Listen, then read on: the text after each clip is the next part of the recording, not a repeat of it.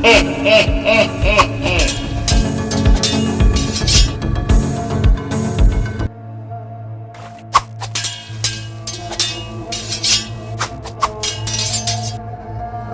warahmatullahi wabarakatuh. Sabtu 28 Oktober 2023. Malam ini wak ngoceh-ngoceh kayak orang ngerti sedikit.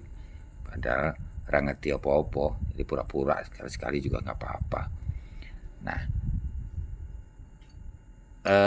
kita semua paham bahwa kalau kita mengawinkan atau melakukan polinisasi kurma, itu kurma betina kita kawinkan dengan kurma jantan. Salah satu ciri bahwa kurma itu tidak terpolen adalah bulir buahnya bercabang tiga. Bukan seperti ini kan satu-satu. Kalau satu-satu ini terpolen. Tetapi ada beberapa jenis kurma, model kurma lande, dan ada beberapa jenis kurma lainnya di Lombok Utara. Itu dia seperti ini, dia terpolen. Kalau kita polen dengan polen botolan ya, atau yang kita beli dari luar atau dikirim dari luar negeri, itu dia seperti ini, terpolen, cuma tidak ada bijinya. Nah, kurma lande dan beberapa pohon kurma lainnya di Lombok Utara baru akan ada biji apabila dikawinkan dengan polen segar, yaitu bunga jantan yang tumbuh di Lombok Utara, terus kita selipkan tangkai bunganya. Nah, itu mau dia. Tapi kalau sudah kita keluarkan dari tangkai bunganya, begini dia modelnya, tidak ada biji. Nah, ini matangnya lambat, tetapi kalau sudah matang dia manis. Sama seperti kurma lande yang ada bijinya, manis dia, cuma tidak ada biji. Lama baru dia matang, ya. Nah, ini urusan polen memolen kurma yang model begini, terpolen tapi tidak ada biji. Nah, itu dia. Karena apa? Berkemungkinan polennya kurma-kurma model begini tidak mau dengan polen yang sudah beberapa lama dipanen. Mungkin daya tendangan si tepung sarinya sudah mulai berkurang ya. Nah, jadi ini minta polen yang betul-betul tangguh, yang jenis-jenis begini. Ini satu. Sekarang kita masuk ke ini. Ini kurma barhi. Nah, jenis barhi. Nah, kenapa banyak begini? Nah, ini ada masalah. Jadi di lapangan nanti akan berhadapan.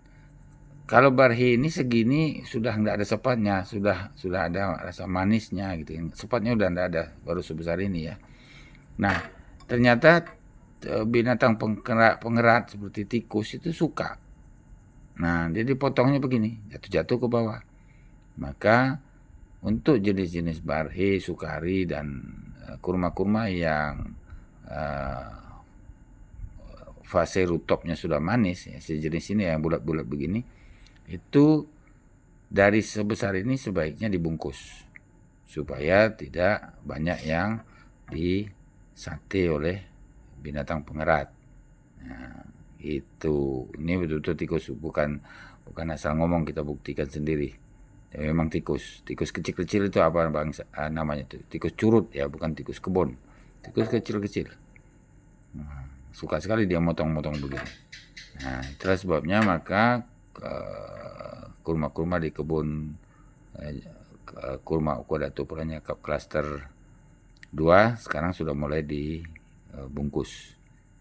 Jadi yang ingin Wak sampaikan, budidaya tanaman kurma tidak sekedar hanya bicara jenis, tidak hanya bicara perbanyakan bibit, tidak hanya bicara soal kelamin, nutrisi dan lain-lain, tetapi juga banyak faktor lain yang harus dipelajari. Cara mempolinisasi, memahami kualitas tepung sari kurma jantan, terus cara perawatan bulir-bulir buah ini, begitu.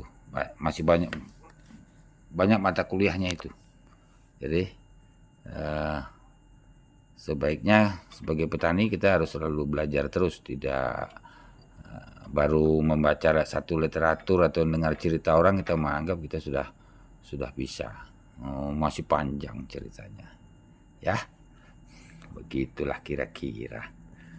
Dan tidak akan semua katakanlah satu kelas kita belajar dalam satu kelas, gurunya sama, terus muridnya 40, tidak mungkin ke-40-nya akan menguasai ilmu gurunya karena setiap orang punya talenta masing-masing. Nah, begitu saudara-saudari ya. Nah, ini cerita tengah malam.